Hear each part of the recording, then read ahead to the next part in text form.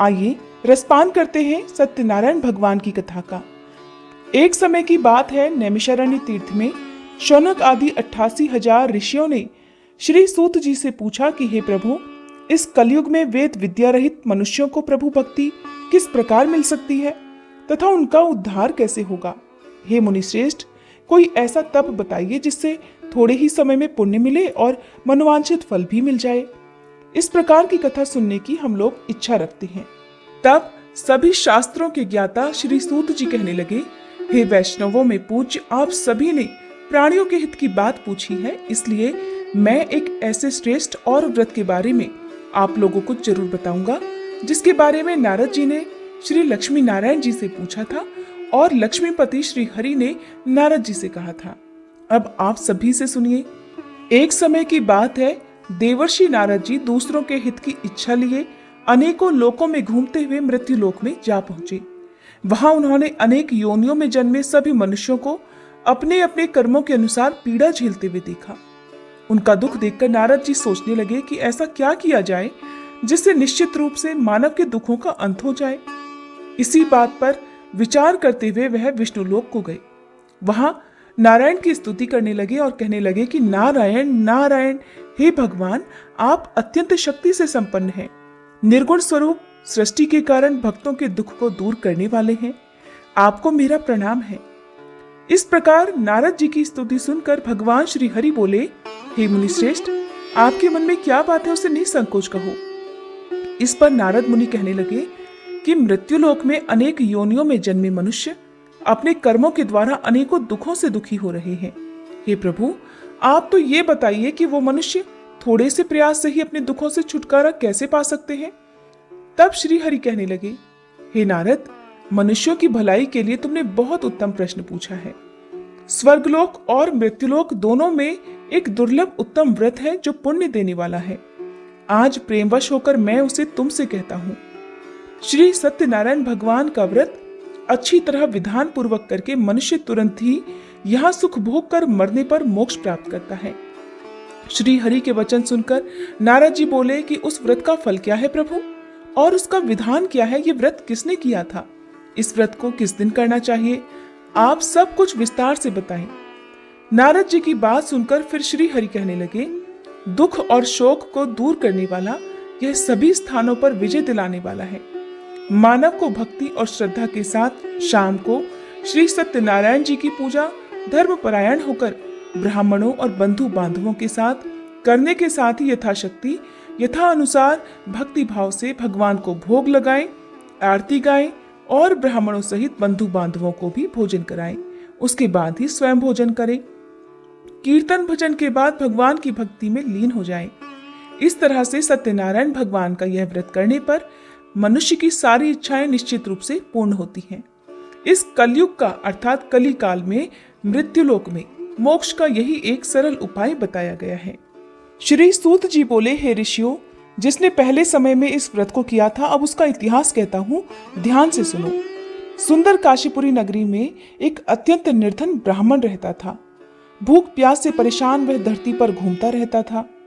ब्राह्मणों से प्रेम करने वाले भगवान ने एक दिन ब्राह्मण का वेश धारण कर उसके पास जाकर पूछा, हे ब्राह्मण देवता, नित्य दुखी होकर तुम पृथ्वी पर क्यों घूमते हो। तब वह दीन ब्राह्मण बोला, मैं निर्धन ब्राह्मण हूँ, भिक्षा के लिए धरती पर घूमता हूँ। यदि आप इसका कोई उपाय जानते हो तो बताओ। वृद्ध ब्राह्मण रूपी भगवान कहने लगे कि सत्यनारायण भगवान मनोवांछित फल देने वाले हैं, इसलिए तुम उनका पूजन करो। इसे करने से मनुष्य सभी दुखों से मुक्त हो जाता है। वृद्ध ब्राह्मण बनकर आए सत्यनारायण भगवान उस निर्धन ब्राह्मण को व्रत का सारा विधान बताकर अंतर्ध्यान हो गए। अगले दिन सुबह उठने के साथ ही उस बूढ़े ब्राह्मण ने मन में संकल्प लिया कि सत्यनारायण भगवान का व्रत करूंगा, और फिर अपने नित्य कर्मों से निवृत्त होकर वह भिक्षा के लिए चल पड़ा। उस दिन उसे भिक्षा में बहुत सारा धन प्राप्त हुआ। उसी धन से उसने परिवार के साथ भगवान सत्यनारायण की पूजा की और व्रत रखा। इस व्रत को करने के कुछ दिन के बाद उसके सभी दुख और कष्ट दूर होने लगे और देखते ही देखते एक संपन्न और अनेकों संपत्तियों का वह मालिक बन गया। तब हर महीने की पूर्णिमा के दिन वे ब्राह्मण सत्यनारायण भगवान की पूजा और व्रत करने लगे।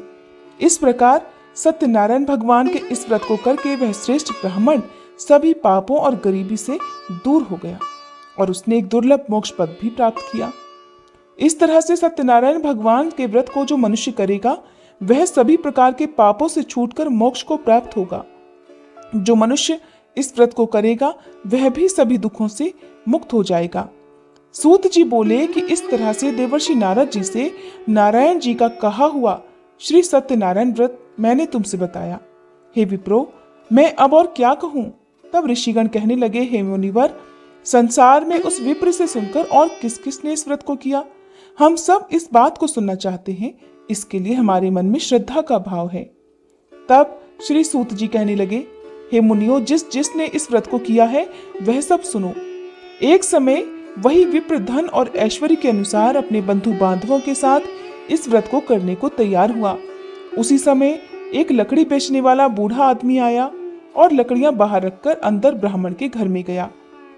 प्यास से दुखी होकर वह लकड़हारा उनको व्रत करते देख विप्र को नमस्कार कर पूछने लगा कि हे ब्राह्मण देव, आप ये क्या कर रहे हैं तथा इसे करने से आपको क्या फल मिलेगा? कृपा करके मुझे भी बताइए। तब ब्राह्मण ने कहा कि यह सब मनोकामनाओं को पूर्ण करने वाला सत्यनारायण भगवान का व्रत है। इनकी कृपा से ही मेरे घर में धन धान्य आदि की वृद्धि हुई है। विप्र से सत्यनारायण व्रत के बारे में जानकर वह लकड़हारा बहुत प्रसन्न हुआ। चरणामृत लेकर और प्रसाद खाने के बाद वह अपने घर गया। लकड़हारे ने अपने मन में संकल्प किया कि आज लकड़ी बेचने से जो भी धन मिलेगा उसी से श्री सत्यनारायण भगवान का उत्तम व्रत करूंगा। मन में इस विचार को लेकर वह बूढ़ा आदमी सिर पर लकड़ियां रखकर उस नगर में बेचने गया, जहां उसने अपनी लकड़ियों का दाम पहले से 4 गुना अधिक प्राप्त किया। बूढ़ा प्रसन्नता के साथ पैसे लेकर सत्यनारायण भगवान की मूर्ति और व्रत की अन्य सामग्रियां लेकर अपने घर गया। वहां उसने अपने परिवारजनों को बुलाकर विधि विधान से सत्यनारायण भगवान का पूजन और व्रत किया। इस व्रत के प्रभाव से वह बूढ़ा लकड़हारा धन पुत्र आदि से युक्त होकर संसार के समस्त सुख भोग कर अंत समय में वैकुंठ धाम चला गया। श्री सूत जी कहने लगे कि हे श्रेष्ठ मुनियों, अब आगे की कथा भी कहता हूँ। पहले समय में उल्कामुख नाम का एक बुद्धिमान राजा था। वह सत्यवक्ता और जितेंद्रिय था। प्रतिदिन देव स्थानों पर जाता और निर्धनों को धन देकर उनके कष्ट दूर किया करता था। उसकी पत्नी कमल के समान मुख वाली तथा सती साध्वी थी। भद्रशिला नदी के तट पर एक बार उन दोनों ने श्री सत्यनारायण भगवान का व्रत किया। उसी समय साधु नाम का एक वैश्य वहां आया। उसके पास व्यापार करने के लिए बहुत सारा धन भी था। राजा को व्रत करते देखकर वह विनम्रता के साथ पूछने लगा कि हे राजन, भक्ति भाव से पूर्ण होकर आप ये क्या कर रहे हैं? मैं सुनने की इच्छा रखता हूँ, तो आप कृपा कर मुझे भी बताएं। तब वह राजा इस प्रकार बोला कि अपने बंधु बांधवों के साथ पुत्र आदि की प्राप्ति के लिए मैं श्री सत्यनारायण भगवान का व्रत और पूजन कर रहा हूँ। राजा के वचन सुनकर साधु वैश्य आदर से कहने लगा कि हे राजन, मुझे भी इस व्रत का सारा विधान बताइए, मैं भी इस व्रत को करूंगा। मुझे भी कोई संतान नहीं है और मुझे विश्वास है कि इस व्रत को करने से निश्चित रूप से मुझे भी संतान की प्राप्ति होगी। तब राजा से व्रत का सारा विधान सुनकर व्यापार से निवृत्त होकर वह व्यापारी अपने घर गया। साधु ने अपनी पत्नी को संतान देने वाले इस व्रत का वृतांत कह सुनाया और कहा कि जब मेरी संतान होगी तब मैं इस व्रत को करूंगा। साधु ने इस तरह के वचन अपनी पत्नी लीलावती से कहे।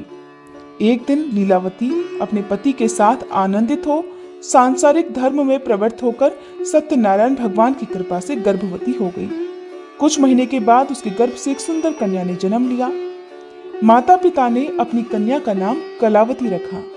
एक दिन वैश्य की पत्नी ने अपने पति को याद दिलाया कि आपने सत्यनारायण भगवान के जिस व्रत को करने का संकल्प लिया था, अब उसे करने का समय आ गया है। अब आप इस व्रत को पूर्ण करिए। तब वह साधु कहने लगा कि हे प्रिय, इस व्रत को मैं अपनी पुत्री के विवाह पर करूंगा। इस प्रकार वह अपनी पत्नी को आश्वासन देकर नगर को चला गया। साधु वैश्य ने एक बार नगर में अपनी कन्या को सखियों के साथ देखा तो उसे लगा कि अब उसकी कन्या विवाह योग्य हो गई है। तब उसने कन्या के योग्य वर ढूंढना प्रारंभ कर दिया। एक दिन साधु की बात को ध्यान में रखते हुए एक नगर में जा पहुंचा और वहां देखभाल कर लड़की के सुयोग्य वणिक पुत्र को ले आया। सुयोग्य लड़के को देखकर साधु ने बंधु बांधवों को बुलाकर अपनी पुत्री का विवाह कर दिया। लेकिन दुर्भाग्य की बात ये कि साधु वैश्य ने अभी भी श्री सत्यनारायण भगवान का व्रत नहीं किया था। इस पर श्री सत्यनारायण भगवान क्रोधित हो गए और श्राप दे दिया। अपने कार्य में कुशल साधु बनिया अपने दामाद को लेकर समुद्र के पास स्थित होकर रत्नसारपुर नामक नगर में गया। वहां जाकर दामाद ससुर दोनों ने मिलकर चंद्रकेतु राजा के नगर में व्यापार करना शुरू कर दिया। एक दिन भगवान सत्यनारायण की माया से एक चोर राजा का धन चुराकर भाग रहा था। उसने राजा के सिपाहियों को अपना पीछा करते देख चुराया हुआ सारा धन वहां रख दिया जहां साधु अपने दामाद के साथ ठहरा हुआ था। राजा के सिपाहियों ने जब चुराया हुआ धन ससुर और दामाद के पास पड़ा हुआ देखा तो वे ससुर और दामाद दोनों को बांधकर प्रसन्नता से राजा के पास ले गए और कहने लगे कि महाराज, हम उन दोनों चोरों को पकड़कर लाए हैं, आप आगे की कार्यवाही करने की आज्ञा दें। तब राजा की आज्ञा से उन दोनों को कठिन कारावास में डाल दिया गया और उनका सारा धन भी उनसे छीन लिया गया। श्री सत्यनारायण भगवान के श्राप से साधु की पत्नी भी बहुत दुखी हुई। घर में जितना भी धन रखा था उसे चोर चुरा ले गए। शारीरिक तथा मानसिक पीड़ा और भूख प्यास से अति दुखी होकर अन्न की चिंता में कलावती एक ब्राह्मण के घर गई। वहां उसने श्री सत्यनारायण भगवान का व्रत होते देखा, फिर कथा भी सुनी और वह प्रसाद ग्रहण कर रात को अपने घर वापस आई। तब माता ने कलावती से पूछा कि हे पुत्री, तुम अब तक कहाँ थी, तुम्हारे मन में क्या है? तब कलावती ने अपनी माता से कहा कि हे माता, मैंने एक ब्राह्मण के घर में श्री सत्यनारायण भगवान का व्रत होते देखा है।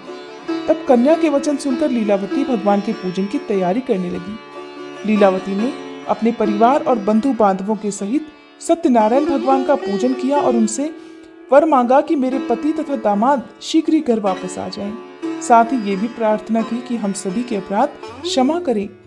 श्री सत्यनारायण भगवान इस व्रत से संतुष्ट हो गए और राजा चंद्रकेतु को सपने में दर्शन देकर कहने लगे कि हे राजन, तुम उन दोनों वैश्यों को छोड़ दो और तुमने उनका जो भी धन लिया है उसे भी वापस कर दो।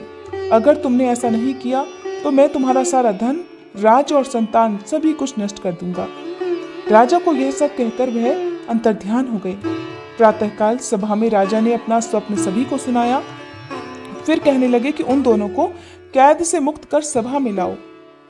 वैश्यों ने आते ही राजा को प्रणाम किया। तब राजा कहने लगा कि हे महानुभावों, भाग्यवश ऐसा कठिन दुख तुम्हें प्राप्त हुआ है, लेकिन अब तुम्हें किसी बात का कोई भय नहीं है। ऐसा कहकर राजा ने उन दोनों को नए वस्त्र आभूषण भी पहनाए और जितना धन उनका लिया था उससे दोगुना धन वापस कर दिया। इस तरह दोनों वैश्य अपने घर की ओर चल दिए। श्री सूत जी महाराज कहने लगे कि इस प्रकार वैश्यों ने मंगलाचार कर अपनी यात्रा प्रारंभ की और अपने नगर की ओर चल दिए।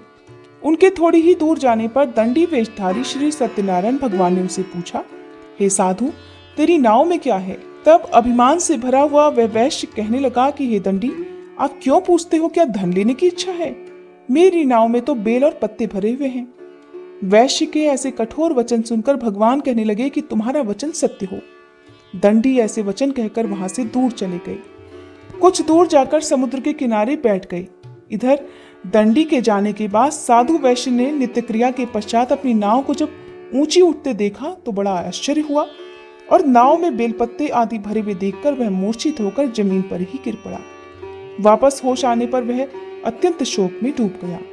तब उसका दामाद कहने लगा कि पिताजी, आप शोक मत मनाइए, ये सब दंडी का ही श्राप है, इसलिए हमें उनकी ही शरण में जाना चाहिए, तभी हमारी मनोकामना पूर्ण हो सकेगी। दामाद की बात सुनकर वह दंडी के पास पहुंचा और अत्यंत भक्तिभाव नमस्कार करके कहने लगा कि हे महाराज, मैंने आपसे जो असत्य वचन कहे थे उनके लिए मुझे क्षमा कर दे। ऐसा कहकर वह रोने लगा। तब दंडी भगवान कहने लगे कि हे वणिक पुत्र, मेरी आज्ञा से बार बार तुम्हें दुख प्राप्त हुआ है, तू मेरी पूजा से विमुख हुआ है। तब वह साधु वैश्य कहने लगा कि हे भगवान, आपकी माया से ब्रह्मादि देवता भी आपके रूप को नहीं जानते, तब मैं भला ज्ञानी कैसे जान सकता हूँ? अब आप प्रसन्न होइए, मैं अपनी सामर्थ्य के अनुसार आपकी पूजा और व्रत